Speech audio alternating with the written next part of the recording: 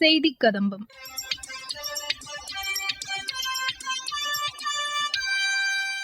இன்றைய செய்தி கதம்பத்தில் பழனியில் நடைபெற்று வரும் முத்தமிழ் முருகன் மாநாடு குறித்து இந்து சமய அறநிலையத்துறை அமைச்சர் திரு சேகர் பாபு பேசியது, தேசிய விண்வெளி தினத்தை முன்னிட்டு சேலம் மாவட்டம் பெரியார் பல்கலைக்கழகத்தில் நடைபெற்ற கொண்டாட்டங்கள் மற்றும் மத்திய அரசின் சமூக வலைதள பதிவுகள் இடம்பெறுகின்றன. முதலில் திண்டுக்கல் மாவட்டம் பழனியில் நேற்று துவங்கிய முத்தமிழ் முருகன் மாநாடு வெற்றிகரமாக நடைபெற்று வருவதாக மாநில இந்து சமய அறநிலையத்துறை அமைச்சர் திரு சேகர் பாபு தெரிவித்துள்ளார். இதுகுறித்து செய்தியாளர்களிடம் பேசிய அவர் இவ்வாறு தெரிவித்தார். நேற்று துவக்கப்பட்ட இந்த அனைத்துலக முருகர் பக்தர் மாநாடு மாபெரும் வெற்றியடைந்ததை மகிழ்ச்சியோடு உங்களிடையே பகிர்ந்து கொள்ள விரும்புகின்றேன். நாங்கள் திட்டமிட்டது ஒரு 20,000 to 25,000 பேர் வருவார்கள் என்று திட்டமிட்டிருந்தோம். ஆனால் நேற்றைக்கு லட்சக்கணக்கான மக்கள் இந்த மாநாட்டிலே கூடியது இந்த மாநாட்டை அனைத்து தரப்பு மக்களும் ஏற்றுக்கொண்டார்கள் என்பது கூடிய கூட்டத்திலிருந்து விளக்கமாக தெரிய வந்துள்ளது. இந்த மாநாட்டை பொறுத்தளவில் 3D கண்காட்சி ஒன்று ஒரு பாட்டு வடிவமைத்து நம்முடைய விஜய் அவர்களால் ஒருங்கிணைக்கப்பட்டிருக்கின்றது. ஒரே நேரத்தில் 200 பேர் அரங்கத்தில் உட்கார்ந்து பார்க்கின்ற அளவிற்கு வசதி ஏற்படுத்தப்பட்டிருக்கின்றது. அதோடு VR என்று சொல்லப்படுகின்ற விர்ச்சுவல் ரியாலிட்டியில் 100 பேர் ஒரே நேரத்தில் உட்கார்ந்து அறுபடை முருகரையும் நேரடியாக தரிசிக்கின்ற ஒரு நல்ல ஒரு சூழ்நிலையை உருவாக்கி தந்திருக்கின்றோம். அதோடு மட்டுமல்லாமல் ஒரு மிகப்பெரிய கண்காட்சி 160 புகைப்படங்களோடு பெரிய அளவிலே புகைப்படங்களை பொருத்தி பல்வேறு முருகர் தலங்கள் மலேசியா போன்ற வெளிநாடுகளே இருக்கின்ற முருகர் தலங்களையும் அங்கே காட்சிக்கு வைத்து அவருடைய வரலாற்றுகளை விளக்குகின்ற வகையில் தொன்மையாக பிரசுரிக்கப்பட்டிருக்கின்றது. அதேபோல் புத்தக கண்காட்சி, புத்தக விற்பனை நிலையம்.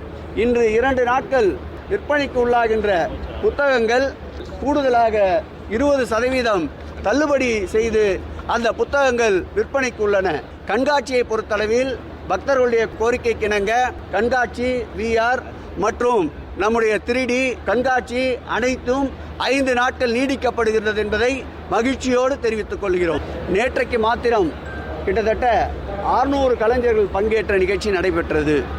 அதில் குறிப்பிட்டு சொல்ல வேண்டுமென்றால் ஒரு 10 வயது சிறுமி கூட முருகர் பாடலை பாடுகின்ற நிகழ்ச்சியை தொடங்கி தமிழகத்தில் முக்கிய ஆன்மீக அன்பர்களாக கருதப்படுகின்ற கலை நிகழ்ச்சிகள், இசை கச்சேரிகள், ஒயிலாட்டம், மயிலாட்டம், காவடி செந்து போன்றவை, அதேபோல் கந்தசஷ்டி கவசம், இவையெல்லாம் புதுமையான தோற்றத்தோடு 100க்கும் மேற்பட்ட கலைஞர்கள் ஒன்றிணைந்து நடத்தப்பட்ட நிகழ்ச்சிகள் நேற்றுக்கு சிறப்படைந்தன.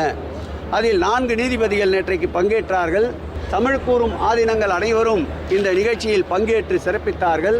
அதோடு மாத்திரமல்லாமல் முன்னணியில் இருக்கின்ற ஆன்மீக அன்பர்கள், சான்றோர்கள், தமிழ் பெரியோர்கள், உலக அளவிலே இருக்கின்ற Japan, German, Australia, Malaysia, Singapore, Switzerland போன்ற மேலை நாடுகளிலிருந்து நூற்றுக்கணக்கான மக்கள் நேற்றைக்கு பங்கேற்று பெரும் மகிழ்ச்சியில் ஆழ்த்தினார்கள்.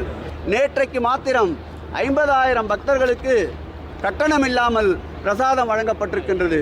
அதேபோல் நேற்று ஒரு நாள் மாத்திரம் காலை, மதியம், இரவு என்று பிரித்து பார்த்தால் 1.25 லட்சம் பக்தர்கள் உணவருந்திருக்கின்றார்கள்.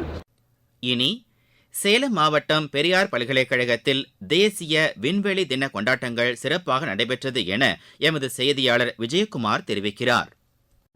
இந்திய விண்வெளி ஆராய்ச்சி நிறுவனமான இஸ்ரோ கடந்த 1969ஆம் ஆண்டு ஆகஸ்ட் 15ஆம் தேதி தொடங்கப்பட்டது. இதனையடுத்து 1971ஆம் ஆண்டு அக்டோபர் 9ஆம் தேதி 32 கிலோ எடை கொண்ட ரோகிணி ஆய்வூர்தி இஸ்ரோ சார்பில் விண்ணில் ஏவப்பட்டது. வானில் 10 கிலோமீட்டர் உயரம் வரை அந்த ஆய்வூர்தி பறந்தது. 32 கிலோ எடையுடன் தொடங்கிய இஸ்ரோவின் விண்வெளி பயணம் கடந்த ஆண்டு சந்திராயன் 3 திட்டத்தின் GSLV மார்க் ஏவூர்தியின் எடை 640 டன் என்பது சாதனையின் உச்சமாக உலகால் உற்று நோக்கப்படுகிறது. முதல் முயற்சியை விட 90,000 மடங்கு அதிக எடையுடன் 38,000 மடங்கு கூடுதல் உயரத்தை தொட்டு சந்திரயான் சாதனை படைத்தது. இதுபோன்ற இஸ்ரோவின் சாதனைகளை இளைய தலைமுறையினர் தெரிந்து கொள்ளும் வகையில் சந்திரயான் விண்கலம் நிலவில் கால் பதித்த நாளான ஆகஸ்ட் 23ஆம் தேதி தேசிய விண்வெளி தினமாக கொண்டாடப்படும் என பிரதமர் மோடி கடந்த ஆண்டு அறிவித்தார். அதன்படி முதலாவது தேசிய விண்வெளி தினத்தை கல்வி நிறுவனங்கள் சிறப்பாக கொண்டாட வேண்டும் என பல்கலைக்கழக மானியக் குழு அறிவித்திருந்தது.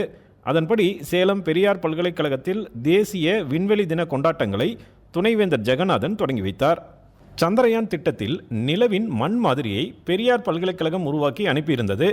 இதனையொட்டி இஸ்ரோவின் முன்மாதிரி ஆய்வு மையமாக பெரியார் பல்கலைக்கழகம் அறிவிக்கப்பட்டுள்ள நிலையில் அதற்கான சான்றிதழை இஸ்ரோ விஞ்ஞானி ராமசுப்பிரமணியம் வழங்கினார். விண்வெளி ஆய்வுத்துறையில் மாணவர்களுக்கு சிறந்த எதிர்காலம் இருப்பதாகவும் இளைஞர்களுக்கான திட்டங்களை இஸ்ரோ தொடர்ந்து முன்னெடுத்து வருவதாகவும் விஞ்ஞானி ராமசுப்பிரமணியம் தெரிவித்தார். சந்திரயான் திட்டத்திற்கு நிலவின் மண் மாதிரி வழங்கியது, மிகப்பெரிய கொதிநிலையில் உருகாத தகடுகளை சேலம் உருக்காலை வழங்கியது, பல்வேறு உதிரிபாக தயாரிப்பில் உதவியது என இந்திய விண்வெளித்துறையில் சேலம் மாவட்டத்தின் பங்களிப்பு முக்கியத்துவம் வாய்ந்ததாக உள்ளது. புவியியல் ஆய்வாளர்களின் சொர்க்கம் என்று அழைக்கப்படும் சேலம் மாவட்டம் தற்போது விண்வெளி துறையிலும் சாதனை படைத்து வருகிறது என்பது குறிப்பிடத்தக்கது. இனி தொடர்வது மத்திய அரசின் சமூக வலைதள பதிவுகள்.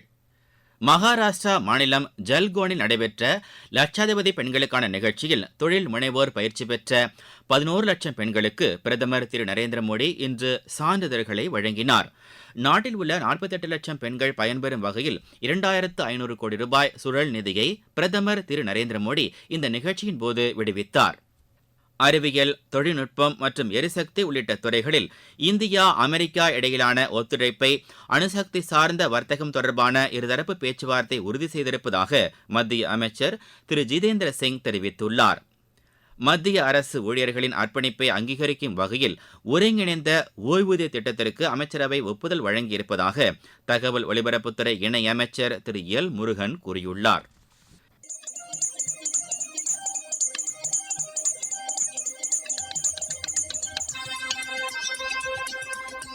இத்துடன் இன்றைய செய்திக் கதம்பம் நிறைவு பெறுகிறது.